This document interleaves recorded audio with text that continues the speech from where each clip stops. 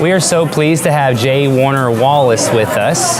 He is a homicide detective and apologist. Thank you so much for being with us today. Oh, glad to be here. It's been fun so far. Thank you. What a great conference. I really loved your session. I'm so glad. I took a lot of notes, actually. Did you? It's going to be bad. We'll see. Can you tell us a little more about your background as a detective and how that brought you to where you are today? I was working in Los Angeles County. I'd worked undercover a number of years. I worked gangs for a couple of years. I worked in our SWAT team, and then I was assigned to robbery homicide, and eventually started working cold cases, which are just unsolved murders.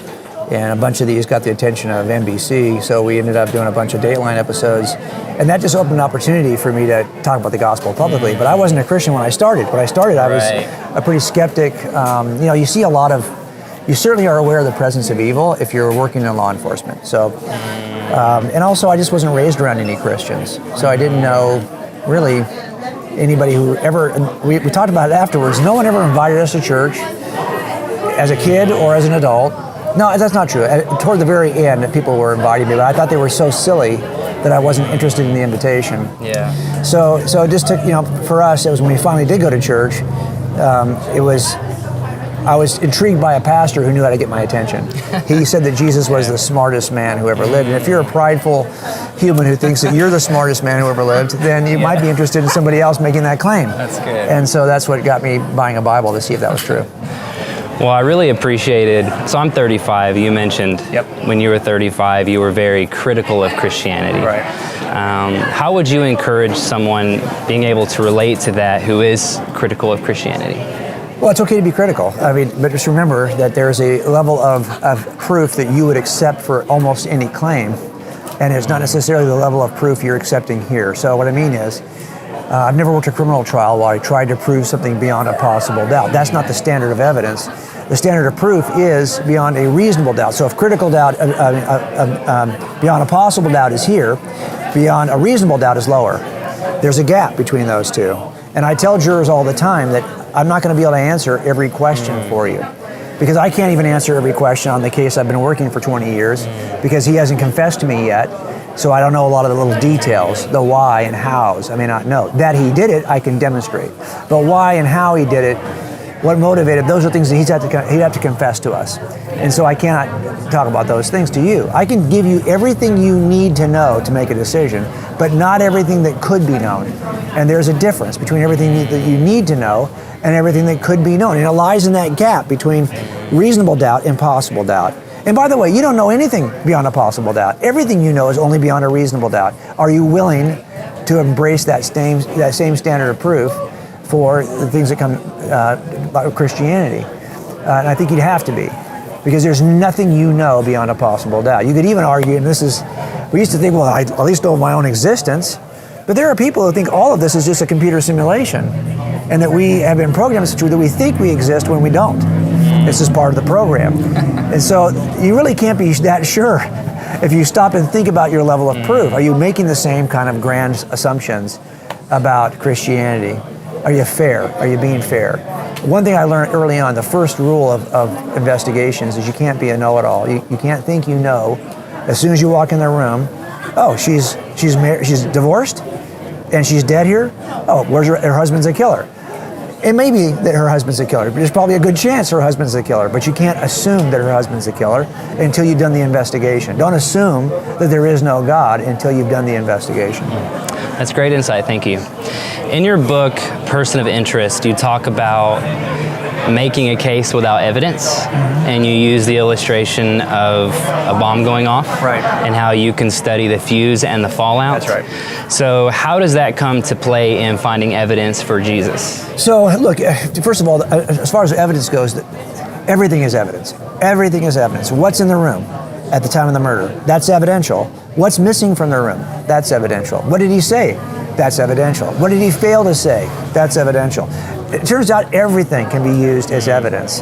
And so when you're looking at like bomb explosions, the bomb is no longer there. Maybe it's been absolutely obliterated by the explosion. But the residue, its impact on the environment, you can determine certain truths about the explosion just from the crime scene, just from the blast radius. And that's what we're doing with Jesus. If you were unwilling to even entertain opening a Bible, it turns out that the fuse of history leading up to the appearance of Jesus and the fallout of history after Jesus will actually tell you everything you need to know about Jesus, even if you didn't have a Bible. And that to me is remarkable because it cannot be said of any other historical figure. You might think, oh yes it can. Oh no, it can't.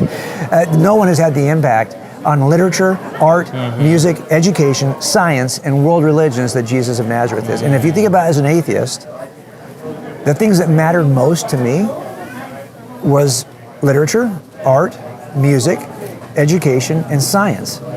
The 5 things that Jesus has impacted more than any other historical figure. So if you care about those things, you can thank you some Jesus, because it turns out he's the reason why we have the world we are in to be thankful for. That's very good. I loved how you talked about the significance of the time in history when Jesus came. You talked about things that predated and also followed. Right. So why was that time specifically significant? Well, a lot of kind of red zone opportunities occur. That, for me, I call it a red zone when the window opens just perfectly for that particular suspect to do that crime to that particular victim. And that red zone will be different for every suspect you investigate and every victim you investigate. When those things line up, you see, oh wow, this is the time when probably he would have his best opportunity to kill her. And sure enough, she's killed in that opportunity, that period of time. You're probably looking at the right guy.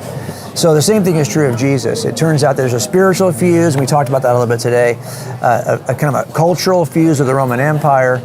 It turns out that and even prophecy from the Old Testament, that these things open up a very short window in which all of these worshiping ancients who have created these mythologies in their heads that have similarities, well, there's going to come somebody who's going to best personify everything you've ever imagined about God. But you'd have to all be worshiping those deities in order for this to have that kind of impact. So that gives you one window of opportunity. The culture of the Roman Empire narrows that window because you have to have the roads in place and the Etruscan alphabet and all the postal services, global peace.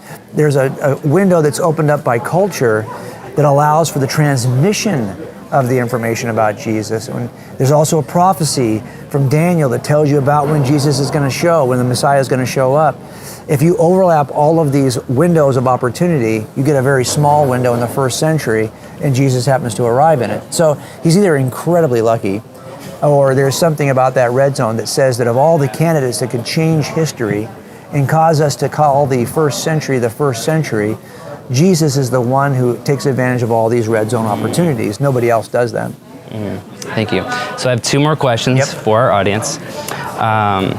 Why should someone listening consider Jesus a person of interest in their life? Right, because it turns out of all the other historical figures that have impacted the things that you care about, I guarantee if you're watching this, you're going to care about something in that combination. You're going to care about either literature, art, music, education, world religions, or science. Those 6 things are the fundamental attributes of humanity that most of us lean toward, that most of us have interest in, that most of us think are either life-fulfilling or life-giving. Well, if you're looking for the one figure in history who most foundationally poured in and created the world you're living in now in those areas, that's Jesus of Nazareth. If you're interested in any of those things, you might want to be interested in the man who made those things, the God-man who made those things possible. So that's why I think, look, I'm not saying anything about the fact he's God yet. I think you should be interested even if you're suspicious about him being God. That's good. Now, I've written other books. This is from Person of Interest. I wrote a book called Cold Case Christianity in which we talked about whether or not the scriptures are reporting the truth about Jesus. But even if you didn't open a Bible, you should still be interested in Jesus because the stuff that you're interested in ends up being based on Jesus. It stands on his shoulders. Yeah. That's great. So where would you direct someone if they were watching and they were spiritually curious? Where would you direct them in their interest of learning about Jesus? The Gospels. I mean, first you start with the Gospels. Everything starts with God's Word. Now, I don't say that just because I'm a Christian, and so I'm reluctant to say it to you because you may not be a Christian who's watching this. But let's face it, you're looking for data about Jesus. The most ancient data we have about Jesus, even if you're a skeptic of the Scriptures, you'll probably agree that of all the manuscript evidence we have about Jesus, the most ancient is going to be in the Gospels. So I started there. But then I wouldn't leave it there. I mean, for me, I needed to know, okay, great, this is what it says. This is the A to Z of what the Gospels claim about Jesus, but I needed to know, is there a way for me to test that to see if any of that is true? And that's when you begin that process of learning how to test historical events, learning how to decide if something is actually true. But the information I started with was in the ancient documents. It wasn't just in the scriptures. I went from there to all the writings of the most ancient students of the disciples. I wanted to see what they said, those disciples said.